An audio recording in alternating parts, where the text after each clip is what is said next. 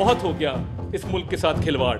इस मुल्क की मईशत ने अगर आगे चलना है, इस मुल्क के लोगों ने अगर तरक्की करनी है, इस मुल्क की नौजवान नस्ल को अगर रोजगार के मौके मिलने हैं, इस मुल्क ने अगर तरक्की याफ्ता ममालिक की सफ में खड़े होना है, तो पाकिस्तान और तहरीक इंसाफ एक साथ नहीं चल सकते। इन तमाम तर चीज़ों को, फॉरेन फंडिंग के फैसले को देखते हुए, 9 मई के हमलों को देखते हुए, साइफर वाली एपिसोड को देखते हुए और अमेरिका में जो आपने रेजोल्यूशन पास करवाया इसको देखते हुए, हम ये समझते हैं कि बहुत क्रेडिबल एविडेंस मौजूद है कि तहरीक इंसाफ पर पाबंदी लगाई जाए। हुकूमत ने यह फैसला किया है कि तब के सदर आरिफ अलवी, तब के वज़ीर आज़म इमरान नियाजी और तब के डिप्टी स्पीकर कासिम सूरी के खिलाफ रेफरेंस मूव किया जाए और ये आर्टिकल 6 का रेफरेंस जो है ये भी काबीना से मंजूरी के बाद सुप्रीम कोर्ट को भिजवाया जाएगा। ये खवास बाख्ता हो गए हैं, इनके पास अभी रास्ता नहीं है और खासकर जो सुप्रीम कोर्ट का फैसला आया है उसके बाद जमीन जो है ना इनके पांव तले से निकल गई है।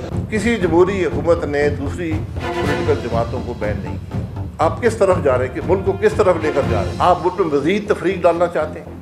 शायद गुजरा को एहसास नहीं है हुकूमत किसी को बैन नहीं कर सकती। आर्टिकल 6 लगा तो फिर बहुत से लोगों पे लग जाएगा। मिसलीड कर रहा है कोई ना कोई, इनके जो मशवरा इनको दे रहा है। आप देखें इसका डिफेंस क्या होगा। डिफेंस पहले तो होगा कि बदनीयती पे रेफरेंस फाइल किया गया है। रेफरेंस जो है ये फाइल इसलिए किया जा रहा है, पार्टी लीडर है वो हर केस में बरी होता जा रहा है। ये फ्रस्ट्रेशन है गवर्नमेंट की। फॉर्म 45 इनके गले में घंटी की तरह बंधी हुई है। इंफॉर्मेशन मिनिस्टर ने ये कहा है कि हम अभी कंसल्ट करेंगे पीपल्स पार्टी को। मेरा ख्याल है पीपल्स पार्टी को इनको मशवरा देगी, नकल देगी। बेवकूफो ये किस ट्रैप में जा रहे हो।